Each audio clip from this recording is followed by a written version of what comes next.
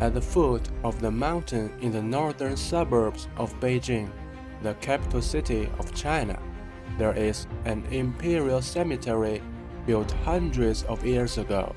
Because 13 emperors of the Ming Dynasty were buried here, it is called the 13 Tombs.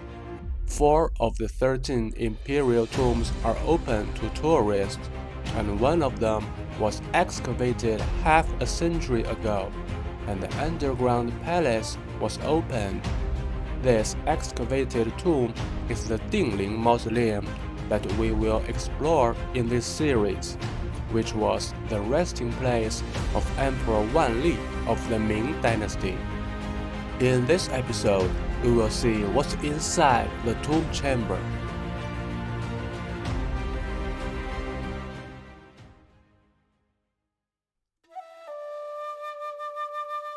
In 1572, 10-year-old Zhu Yijun ascended the throne and became the 13th emperor of the Ming Dynasty.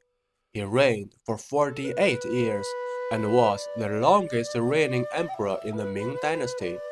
In 1620, he died at the age of 58 and was buried here, Dingling. At the age of 22, he ordered the construction of his own tomb, which was completed 6 years later. The scale of the project was extremely large and cost the country about 2 years of tax revenue at that time. In 1956, Chinese archaeologists excavated this imperial tomb. It took them a year to find the entrance of the tomb. Today, through the stair shaft, we can reach the tomb door, which is 27 meters underground, roughly equivalent to a 9-story building.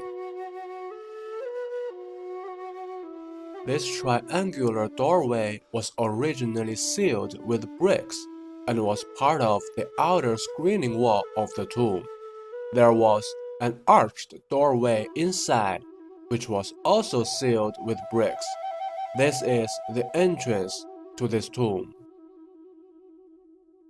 There are a pair of doors inside that are open now but were closed when the tomb was excavated. After passing this door, we officially entered the tomb chamber.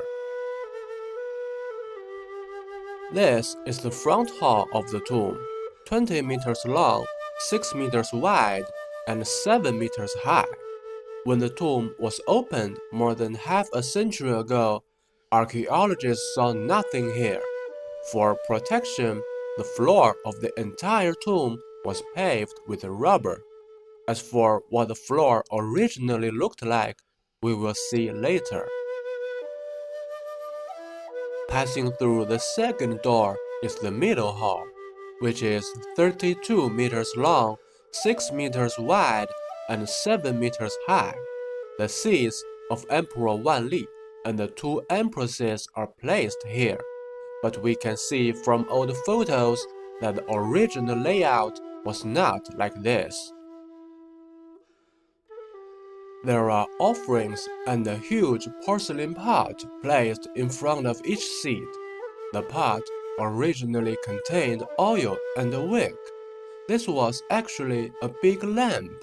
Imagine that when the tomb door was closed 400 years ago, there was light inside the tomb chamber, but later went out due to the lack of oxygen. There are 2 doorways on the walls on both sides of the middle hall, leading to the 2 side halls. The 2 side halls are symmetrical, one of which is not open to tourists.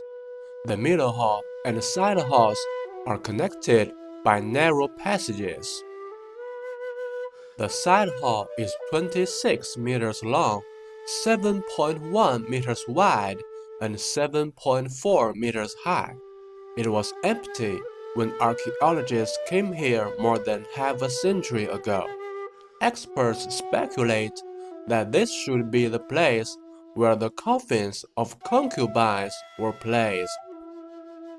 However, due to the lack of historical records, the purpose of the side hall remains a mystery.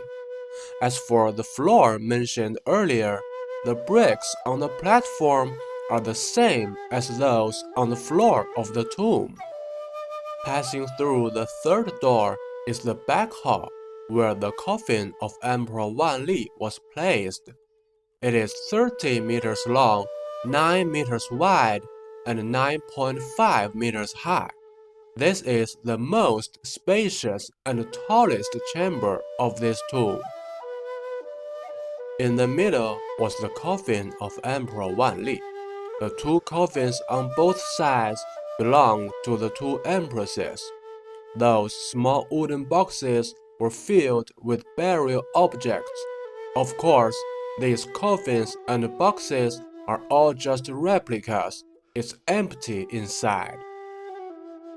Interestingly, in 1590, after the mausoleum was built, 28-year-old Emperor Wanli came here to inspect his future resting place.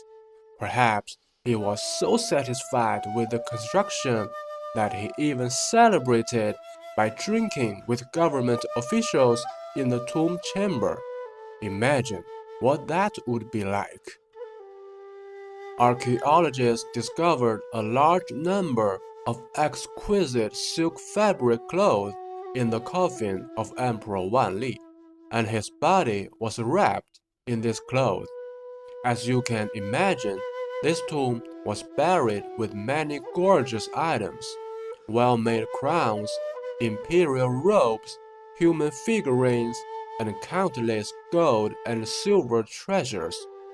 It is a pity that due to the limited conditions at that time, many items have not been preserved to this day. We can see that the roof of the tomb chamber is arched. Therefore, people tend to think that the exterior of the tomb might look like this. But in fact, we know from historical records that the same building materials were used in the construction of the tombs as in the construction of the palace. It means that if all the 20-meter thick soil above the roof is removed, what we will see is a real palace. That's why we call the tomb chamber underground palace.